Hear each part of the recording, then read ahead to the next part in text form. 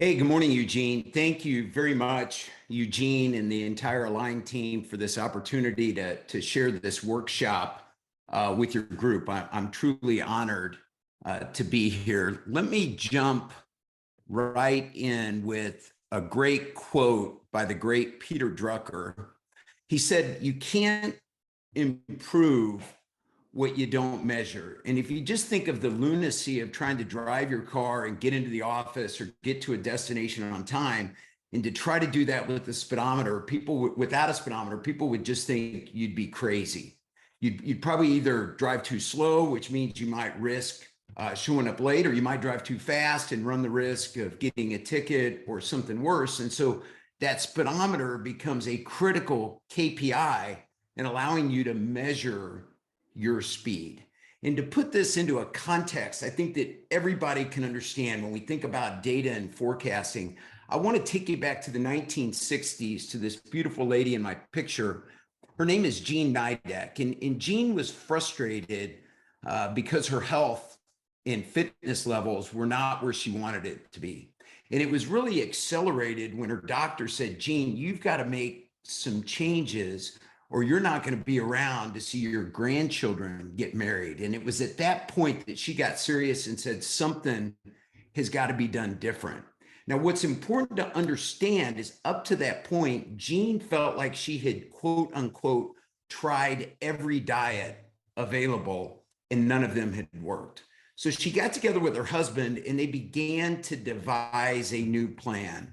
And their plan was really built on this idea of how can we capture data, something that we call leading indicators. And it was really driven around three key points. It was driven around the daily calories consumed, the daily exercise or calories burned, and then a weekly weight loss track or tracking of her weight every week. It was built around creating this back in those days, back into the 60s, just a simple dashboard on a piece of paper, logging this into a journal. And then it was supplemented with this idea of forecasting, having an accountability meeting every week with a group of peers who shared similar goals and committing, what am I going to do next week? And reporting out, where am I in my progress towards my goals? And what this did was this routine created a new habit that led to disciplined eating, disciplined exercise, and the result, 72 pounds later, this is Jean Nidek 5 years later from the start of that program. And it was so successful that friends and family wanted to get involved. And so Jean created a company many of you on this call are probably very familiar with, and it's called Weight Watchers. She founded it in 1963. The program was so successful that by 1968, they had 5 million customers.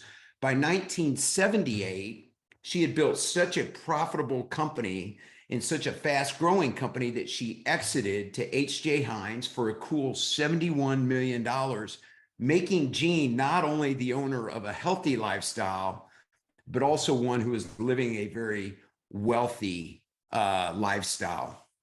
So if you think about what Jean did, it really wasn't about the diet per se. It was about using data, dashboards, and forecasting to create new habits that allowed people to change their habits, their routines to deliver results.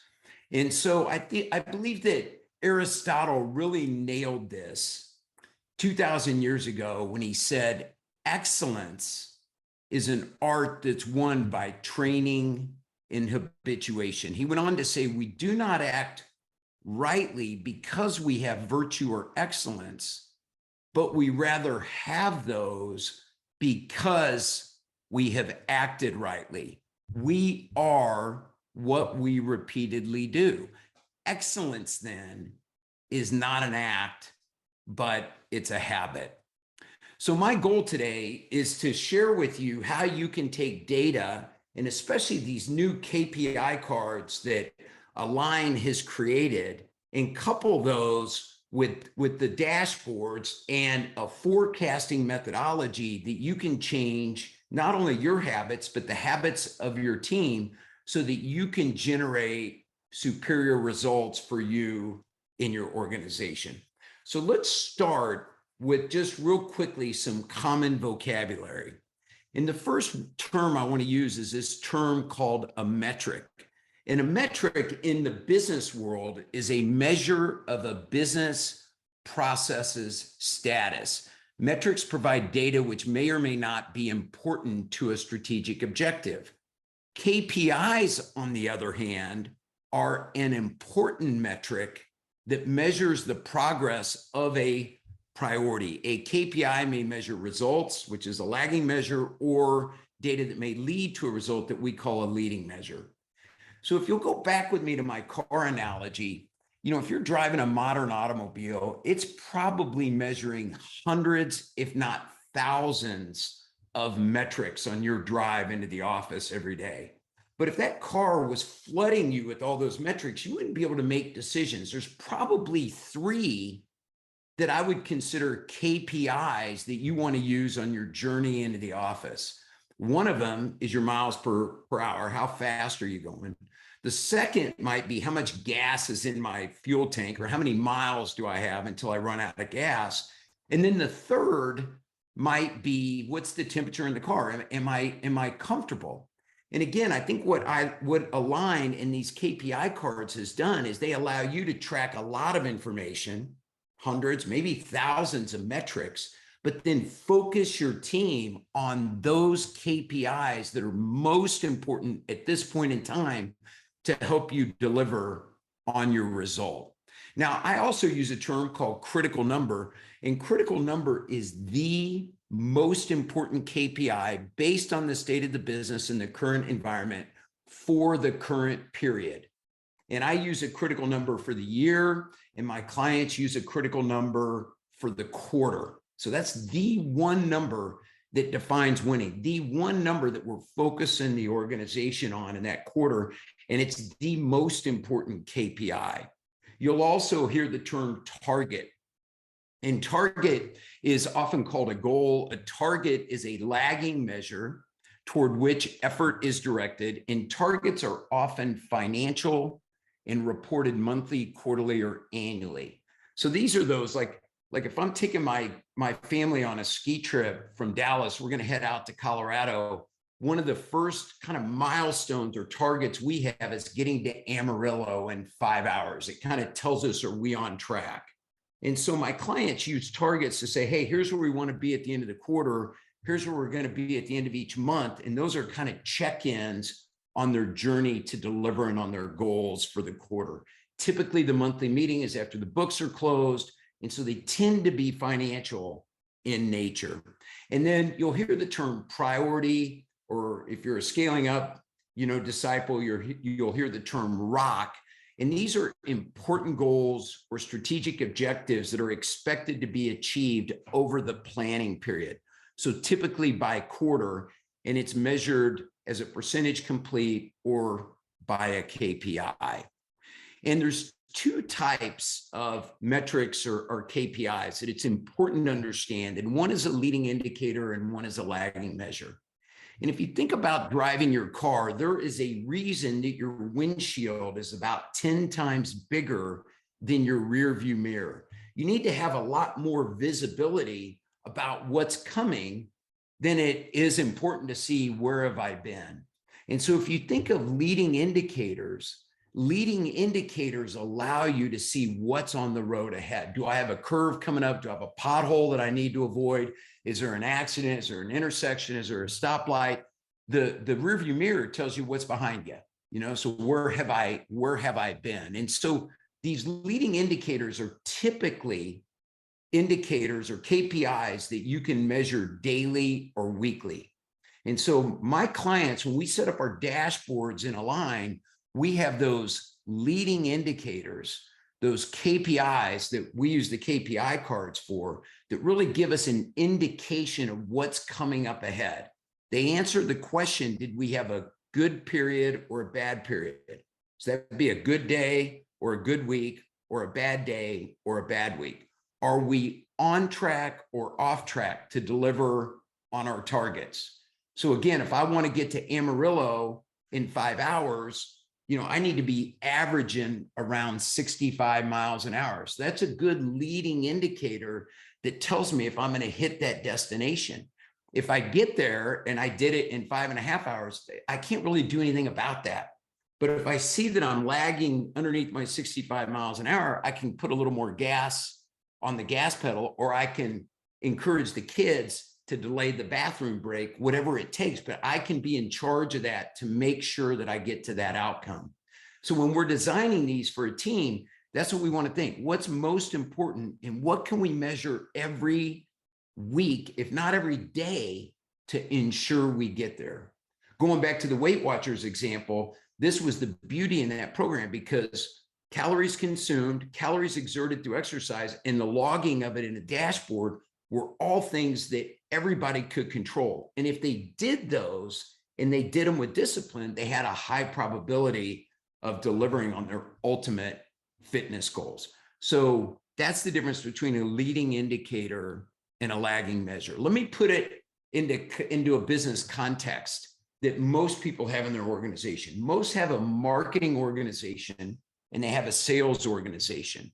And so if you look at marketing, the function of marketing is to create demand for your products or services and to soften the sales cycle. So build a brand that has trust so that it becomes easier and easier for your salespeople to close sales. Sales, the sales department's job is to generate revenue or generate, better yet, gross profit, and to convert those leads that were generated from marketing into paying customers. So if we look at this from a leading and lagging measure perspective, you'll see for marketing, a couple lagging measures might be the number of leads generated per week, per month, per quarter. And it could be their cost per lead, which is generally measured at the end of a period. So at the end of a month. Their leading indicators could be something like website traffic or content download. Sales, on the other hand, their accountabilities are driving gross profit and converting leads to customers. So their lagging measures would be gross profit booked or gross profit invoiced. And then that marketing qualified lead to client conversion ratio. So how effective are they at taking those leads that marketing has invested money into and converting those into customers? And then their leading indicators could be first meetings, proposals delivered, things that you can track from an activity perspective each week. Now, as I work with organizations and we process map their organization. So if you think about going from prospect to cash and you look at how that impacts different departments, we've got marketing, we've got sales, we've got delivery, we've got invoicing, we've got collections. Oftentimes, one department's lagging measures are another department's leading indicators. So you can start to build this process map and we can see how everybody impacts each other as they make their way through the business. And by getting these dashboards, these KPI cards front and center in front of your teams, the department upstream can see what's going on with the department downstream, and it unites the team and gives them a better opportunity to work together, support each other, solve the problems necessary to deliver on the goals for your company. So the thing with leading indicators, leading indicators tend to be predictive of achieving the goal. So I know if I get 10 marketing qualified leads, out of every 10 we get, we're going to convert 3 to paying customers. Then I know how much we need to feed into the marketing budget to generate the number of leads that we need for sales to convert those into paying customers. So that's what we're looking for, is what are those predictive indicators of the goal? They're most often highly influenceable, if not completely controllable by the team.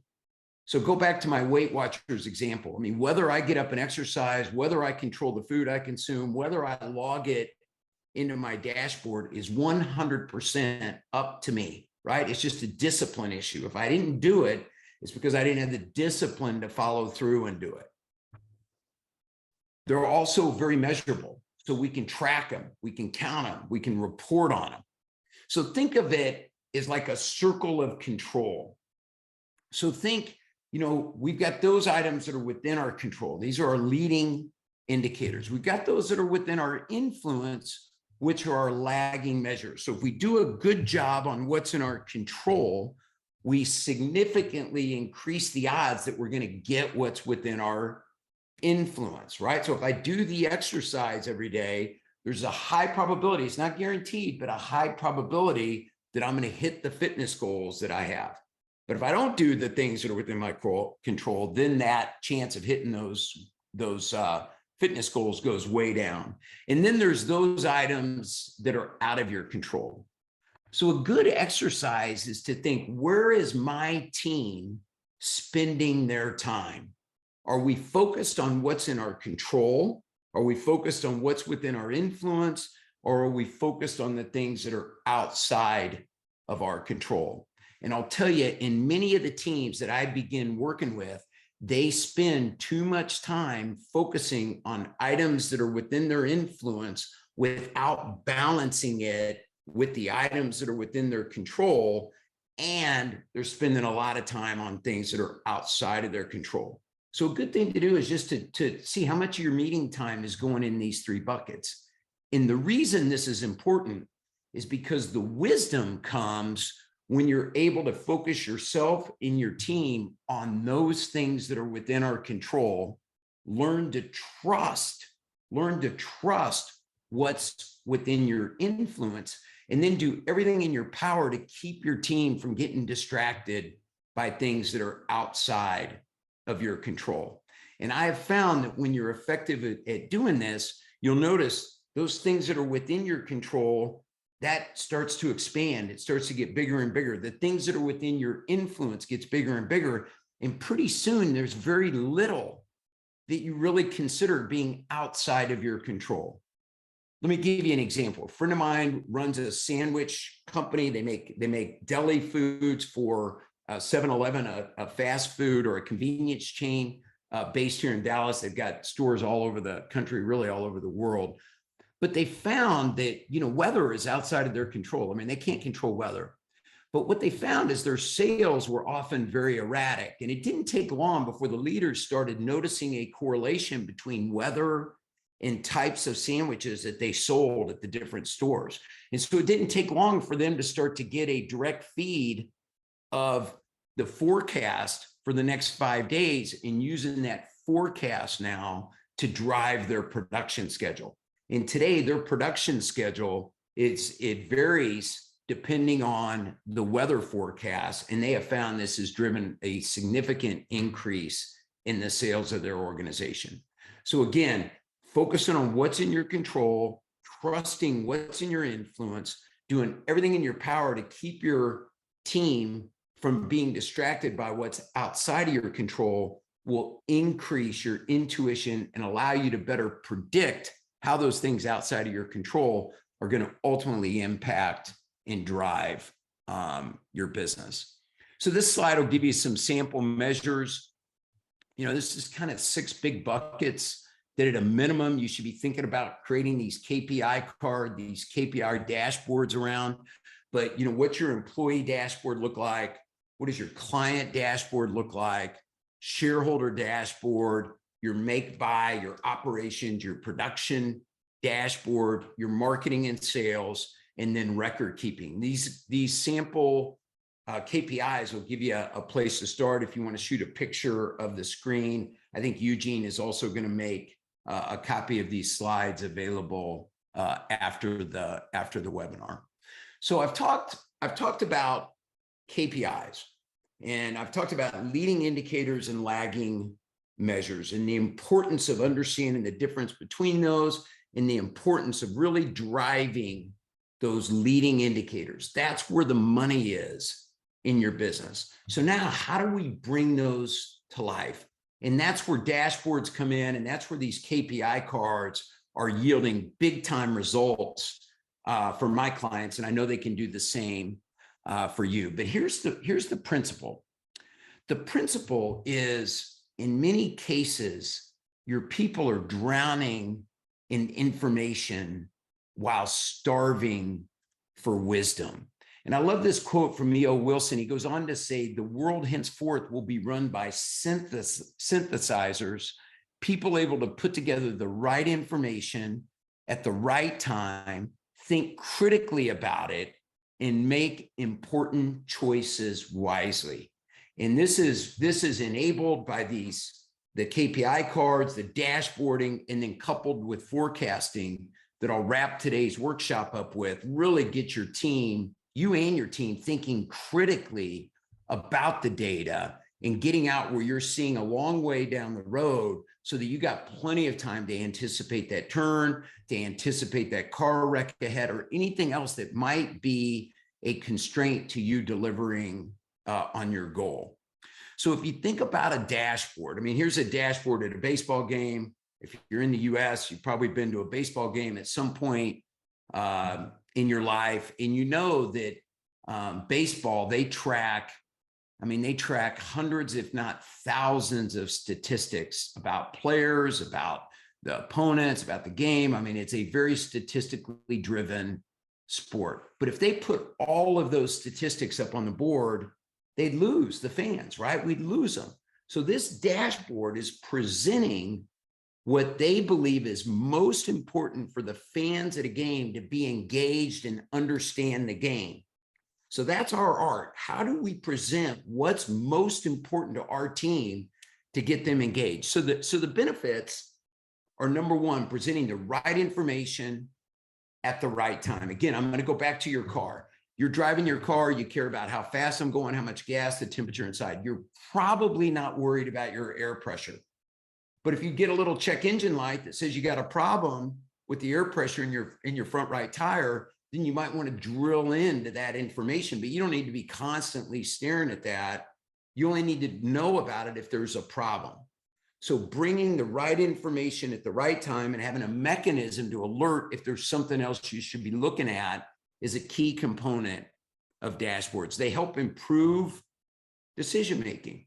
So when the batter comes up to the plate here, you know, the batter knows the situation. They know, do I need to hit a ground ball to the left, to the right? Do I need to hit a long fly ball? Do I need to really crank and try to get it out of the ballpark? What's the situation that I'm executing in based on where the game is? And that's how we want your team performing. That's what drives engagement, is if they understand the state of the business, what's important, where are we on track, where are we off track, where do we need to compensate to make sure that we deliver on our goals.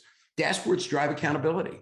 You know, you look at this guy, he's coming up, it's showing you his statistics, his on-base percentage, his batting average, what he's done in the game, you know, how many hits has he got in the game. And we want your team to have that same kind of transparency. That's what creates accountability. That's what drives trust amongst the teammates when you've got that kind of transparency. And most importantly, it empowers the team to self-manage. So if your team can see where they're on track or off track, then they can take the action necessary to get back on track. They don't have to wait for the manager or the supervisor to come tell them. They can take action themselves, or better yet, their peers can help them see where they need to raise their performance levels to deliver for the team, which really facilitates this idea of gamification. You know, in sports, the whole team is working towards that result of winning the game or winning a championship. We want your team doing the same thing, and dashboards give everybody an opportunity to have that visibility so they can see how they need to help each other raise their performance levels so that the whole team wins by achieving the goals. And again, I'm going to take you to Align. You know, I ask all my clients to commit to the Align software.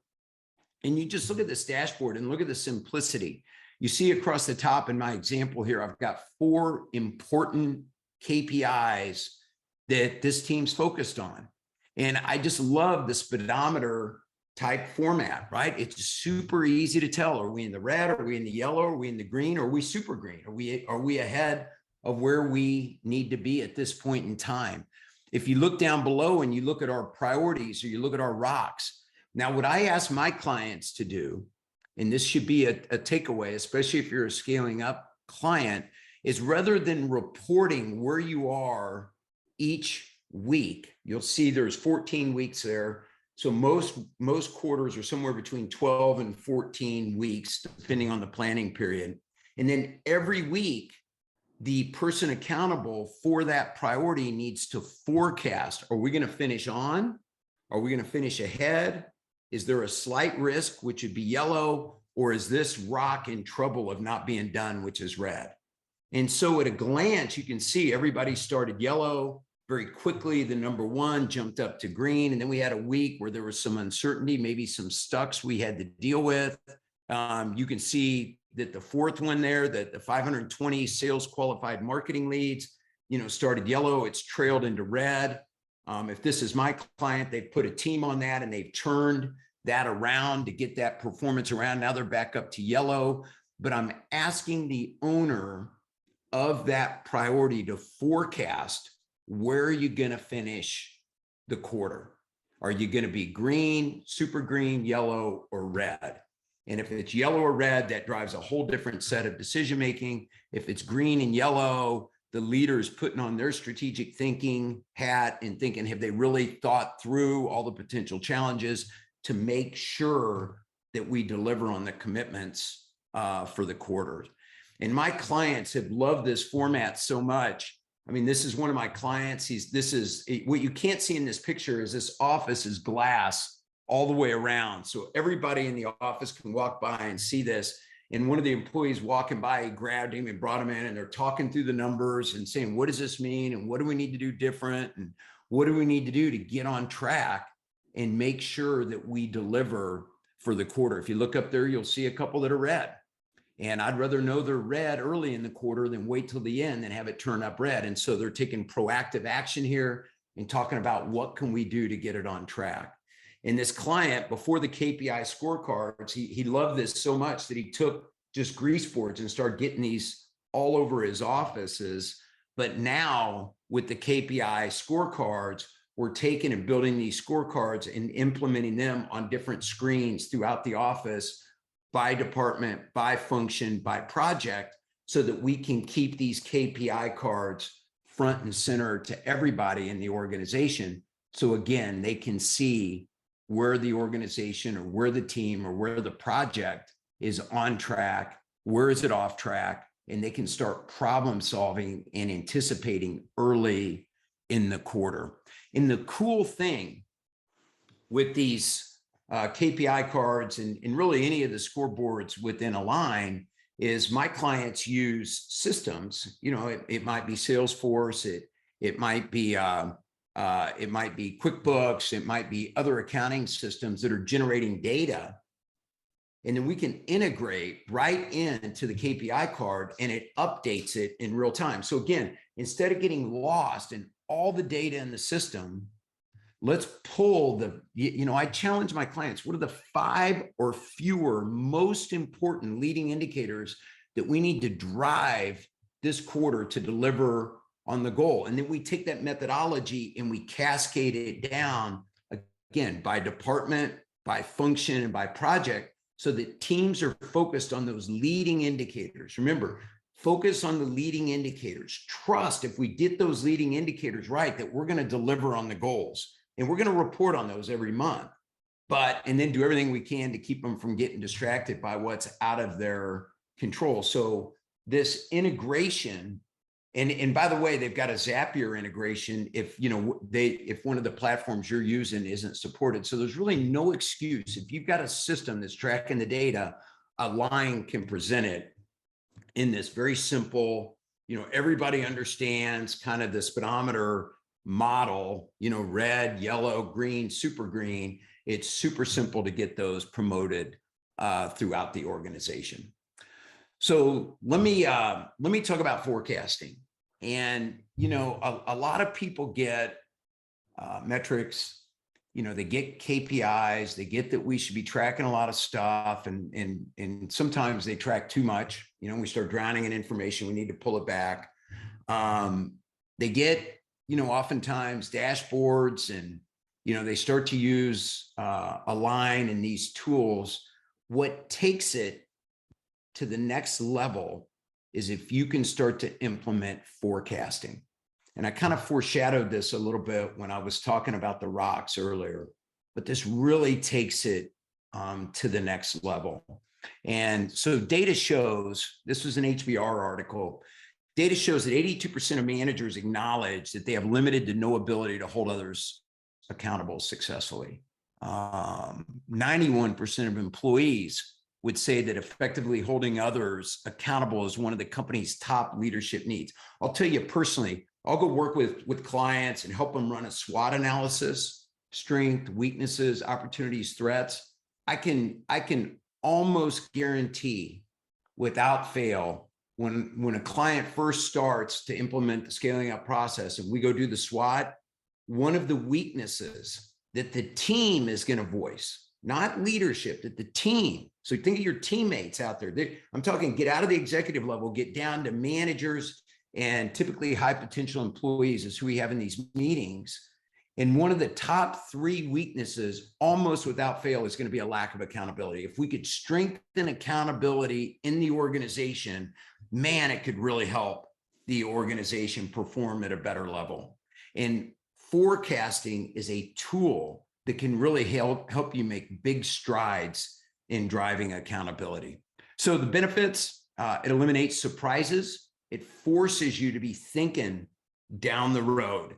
It enables you to be proactive. You see that bend in the curve, you see that curve in the road, you see that accident ahead, you see that pothole, you see that challenge, you see that stuck, if you will, or that barrier to delivering much sooner when you implement the discipline of forecasting. It encourages you and the team to think cause and effect. So the reason that my supplier buddy, the deli company that supplies 7-Eleven, the reason they got on weather so quickly is it was all of a sudden, it was just plain as day that, hey, weather is what we're seeing is the pattern. When it's hot and real hot, we're seeing a difference in the kind of sandwiches. When it's cold and real cold, we're seeing a difference. So how can we start to use that data to influence our forecasting, which drives demand, which for them took a lot of waste out of their system because unfortunately 7-Eleven doesn't pay them for the items they don't sell. So they're on the hook for it. So it encourages you to think about cause and effect. It encourages your team, your leaders to think about cause and effect. It makes you smarter about the business. You can't forecast without better understanding how the business works. It creates a sense of urgency, and just maybe most important is it creates trust, right? One of the biggest challenges that occur when an organization is scaling is the leader becomes the constraint. They micromanage, right? They need to be touching everything because they're afraid to let go. And to let go, it takes trust. And I love this quote from Stephen Covey. I just think this is so true. I've seen this so much. But when you make a commitment, you create hope. And when you deliver on that commitment, you build trust. So if I come to you and I say, boss, I'm gonna get 5 done this week, and I get 5 done this week, you're like, okay. I come to you next week, I say, I'm gonna get 7, and I get 7. Next week, I say, hey, I've got this challenge. I think we're back down to 6, and I deliver the 6. Pretty soon, you're gonna say, when this guy tells me he or she's gonna do something, they deliver. I don't need to worry, right? I can start to let go. I can start to think more strategically. I can spend more of my time working on the business versus in the business. So this forecasting is just an important component to building that trust. So the pushback I'll sometimes get is, but Mark, there's just too many variables in our business.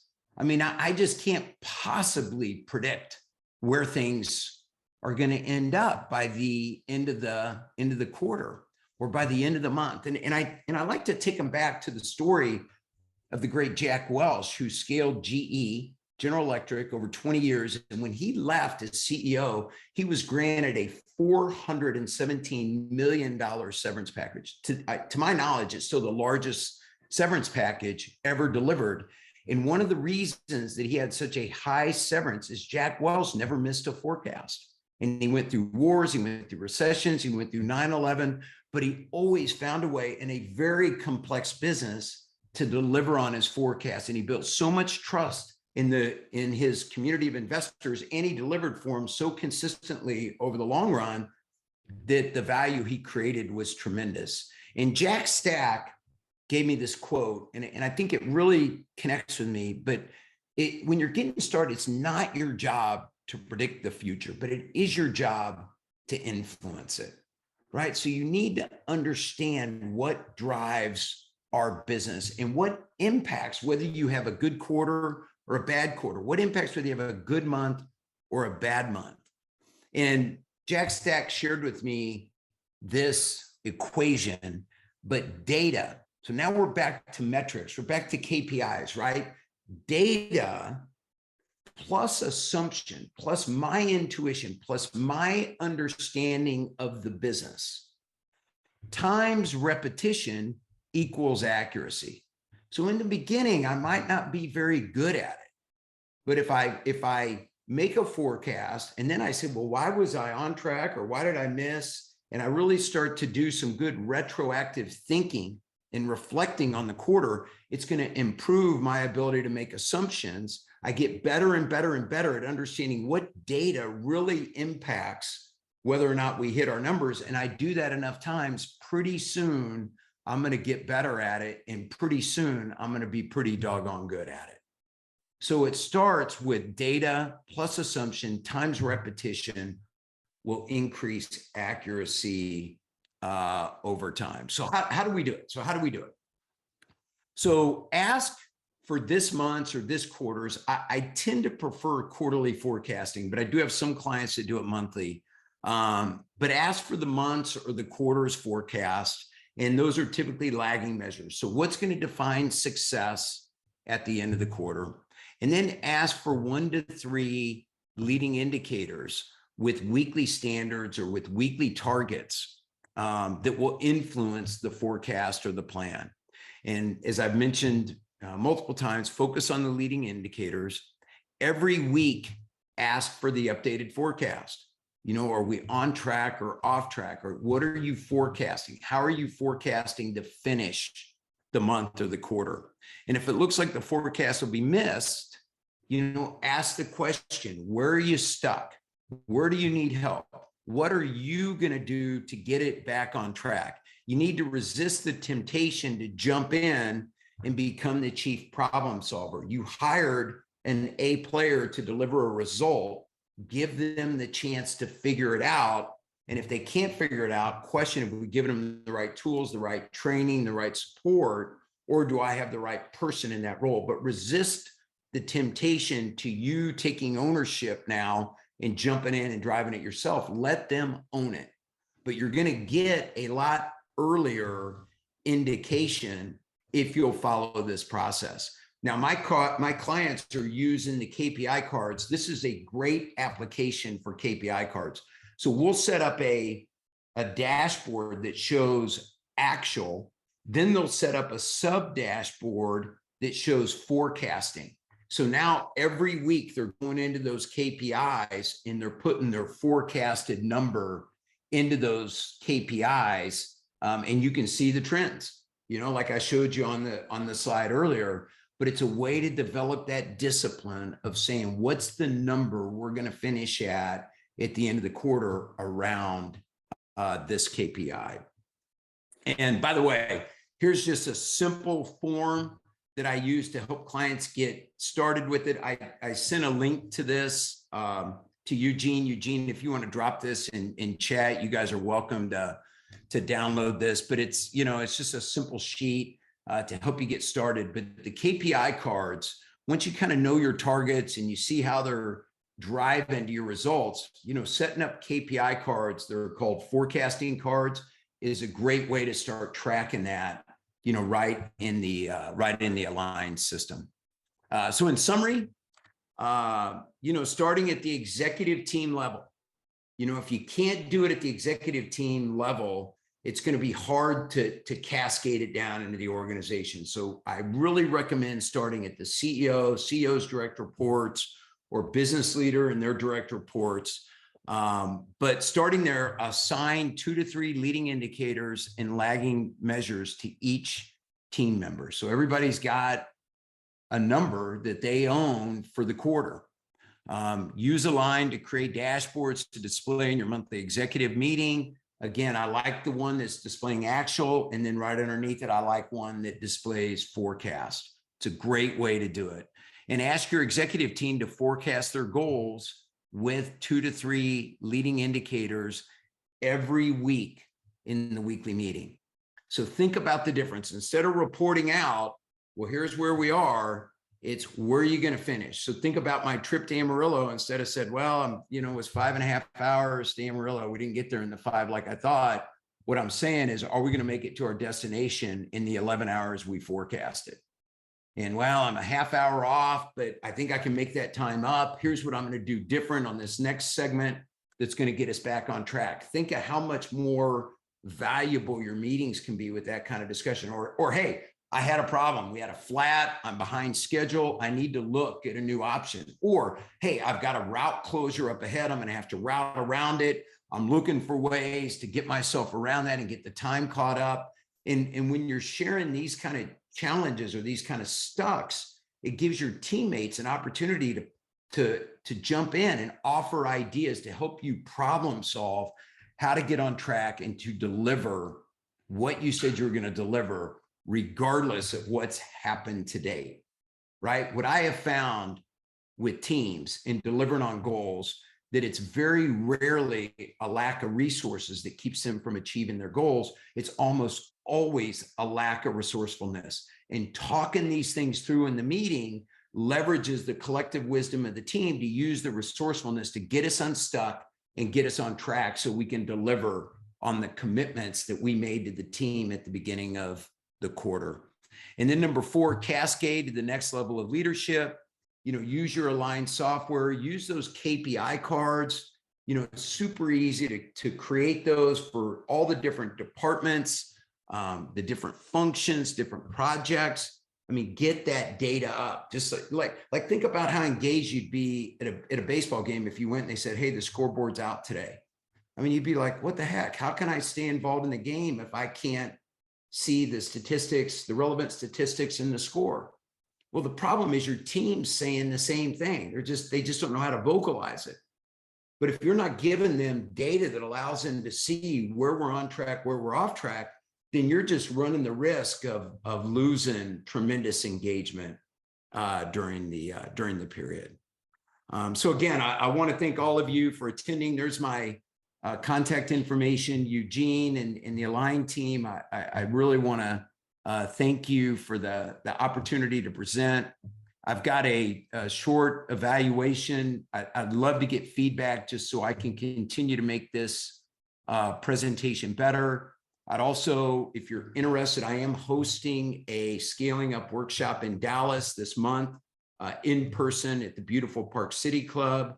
If you're interested, you can go to my website. There's an events tab and you can read more about that. I do monthly webinars. I won't do one in August since I'm doing the live event, but you can find out about those under the events tab as well. And then if you have questions, I'd love to take them with our time remaining. Thank you, Mark, for a really wonderful presentation. As we noted, I've been able to successfully turn on the chat. So if you have some questions, please feel free to use the chat if you want to use the Q&A function as well. We did have a question from Julian who really sort of, I think, is just asking for, like, I know you had a slide on how to get started, and obviously asking for forecasting from various team members is one of the things you encourage, but sort of like, how do we, I guess, as a business owner, first and foremost, I've got to identify what's the information that I want to get from my different team members. So what is the KPI or what's the forecast on website traffic or leads coming in from the marketing department? And what do I need to know in terms of the pipeline from the sales team? I guess, am I correct? And I'll let you answer the question, Mark, but how, as a business leader, do I get my teams to give me the forecasted numbers that are going to help me drive the decisions that I have to make in order to move our business forward? Yeah, great question. Thank you, Julian, for that question and your comments. I really appreciate it. In this spreadsheet that I send out, I've got just a simple kind of, if you will, scorecard for a typical company. And it deals with revenue is your top line number. What are your cost of goods sold? A lot of my clients use a term they call direct costs. I tend to work a lot in B2B. So, we've got material and we've got direct labor that goes into the cost of delivering what it is we sell our customers. So then underneath that is gross profit. And then we've got the margin, the percentage. So gross profit is dollars. The margin is what percentage of revenue are those. And then EBITDA is like operating income. And my clients oftentimes will decide how best to manage that. We follow the cash flow story. If you're familiar with that methodology, the power of one.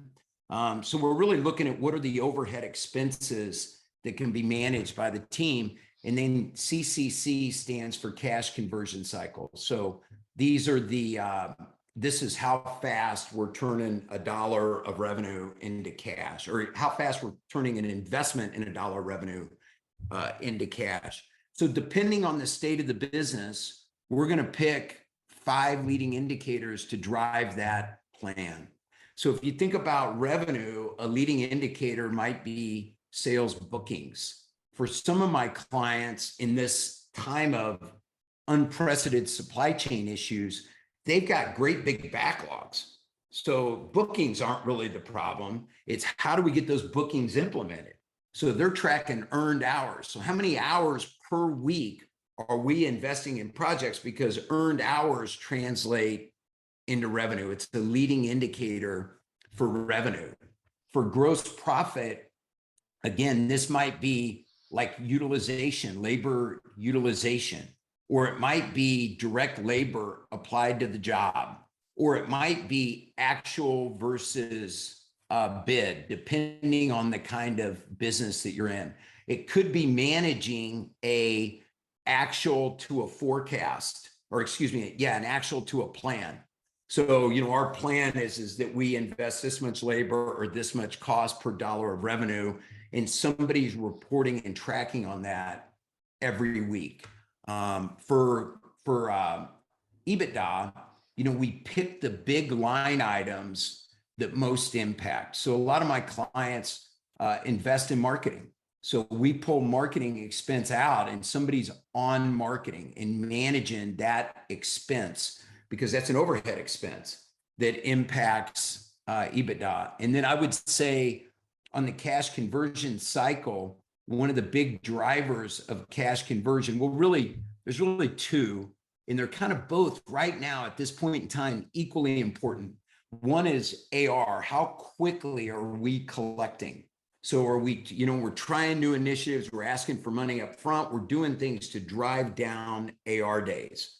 I've got some clients that are tracking AR over 90 days and looking to squeeze that down as close to 0 as possible. And inventory right now, or work in progress, because, if we're missing a part that keeps us from delivering on a project, what that's doing is that's ballooning inventories that are putting pressure on costs. So, Julian, you're welcome to reach out to me. If I knew more about your business, I could be more specific. But what we would do with the leadership team is pick the 5 that they think are most going to drive the business, and those go into the top of the aligned scoreboard. That's what we're reporting on every week. And for the next 90 days, those are the KPIs that the leadership team is focused on driving. Mark, do you mind scrolling back to the summary slide that you had in the end? Caleb was asking for that. And then an interesting question posed by Zahira, which said that a lot of companies, especially startups, are adopting OKRs. In fact, investors mandate this over KPIs.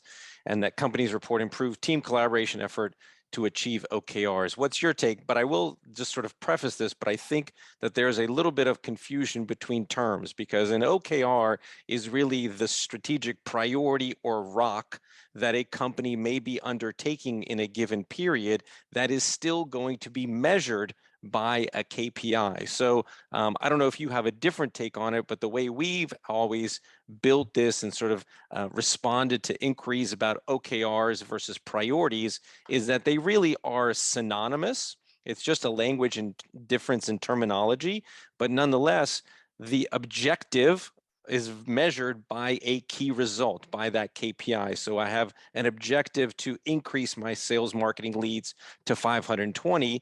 The key results are the actions that I'm going to take in order to drive that 520 number or key performance indicator. But I'd welcome your thoughts on that as well. Well, I think we're really closely aligned, Eugene. And the cool thing is your software accommodates both of those language styles.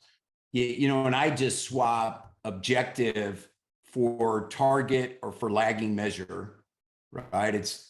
To me, that's the objective, and the key results are the leading indicators. What are the things that I'm doing to drive that objective? And I don't have a client right now using OKRs. I have in the past, had clients that wanted to use OKRs, and I don't really care. What I want to work with my client to do is create a language and a vocabulary in their environment that works for the leader. So that's why I like to start and level set on the glossary terms. And if there's conflict there, or if they've got a different perspective of what they want to measure, let's take their language and let's get it, and then let's get it pushed through the whole organization so everybody's using the same terms. Fantastic. Hopefully that answers your question. We're running sort of to the end of the hour. If you have other questions, please feel free to use the chat or to use the Q&A. I certainly have a question, Mark. Obviously, I think hopefully you'll agree with me, but that picking KPIs and forecasting is just as much of an art as it is a science. And you're not going to get it right the first time. And so just to talk about sort of how do we just start with some KPI numbers that we want to measure this quarter, and we sort of do a retrospective at the end of the quarter, and were those the right numbers, and how do we sort of go through that evaluative process to really hone in on getting better at figuring out what are the KPIs that we really need to be measuring, and how do we get better at forecasting as we do this time again and time again. Yep. You and I are perfectly aligned there. I see so many teams get so stuck on they want the perfect KPIs, and in the beginning we just don't have them, and it's going to take time to figure them out. And I oftentimes go back to the Fitbit or even the Apple Watch. There's a lot of debate whether it's really accurately measuring the steps, but over time it directionally tells you, did I have a better day today than I did yesterday? And over time, I start to correlate my number of steps to fitness and how I feel and what have you. So just get started, to Eugene's point, tracking something. You're going to learn so much through the process. And I'll tell you, there is if you get into your organization, I can just almost guarantee you're going to find so much confusion over what different KPIs mean. So forcing them to forecast it, man, it clears the confusion up and it gets you on the same page. And if the KPI is not the right one, then put another one in place the next 90 days and keep working through it till you really figure out what correlates to driving your business. All right, Mark, one last question. What would you advise to a small business setting operational KPIs when they may not yet have proper reporting infrastructure in place in the business? So you're setting KPIs, but you don't necessarily have the tools to actually report and provide data on how well you're doing against those KPIs. Yeah, great question. Again, don't let perfection get in the way of progress. Just start. I don't care if they got to put check marks on a piece of paper. Start counting something. The whole thing with Weight Watchers was just counting. It was the art of logging it. And I have a lot of my clients that in the beginning, even with the integrations in Align, I'll say, let's wait a quarter or two before we turn the integration on. I want somebody going and pulling the data and entering it and touching it, because I think subconsciously there's so much power in just counting it. So don't let perfection get in the way of progress. Start entering data into a line. The attention to the numbers is going to influence behaviors in the right direction, and you'll see results just going through it, even if the numbers are 70 to 80% directionally accurate. Sounds great. All right, everybody, we have reached the top of the hour. I want to thank you all for attending today's coach webinar. A huge thank you to Mark for a great presentation. As he mentioned, you can absolutely learn more about him by visiting his website at scalingupdfw.com. As always, we encourage you to use the Align software to implement some of these great business habits, particularly the use of KPI cards to help build these dashboards that Mark discussed. If you need assistance or more information, be sure to reach out to your Align advisor or simply email us at support@aligntoday.com. If you're interested in becoming an Align subscriber, if you're not using the software yet, you can always reach us at info@aligntoday.com to set up an introductory demo. Thank you again for joining us. We hope you will join us for our next coach webinar. Till then, we hope you have a great day. And thanks again, Mark. Have a great one. Thank you, guys. Good Bye, luck. everybody. Keep scaling.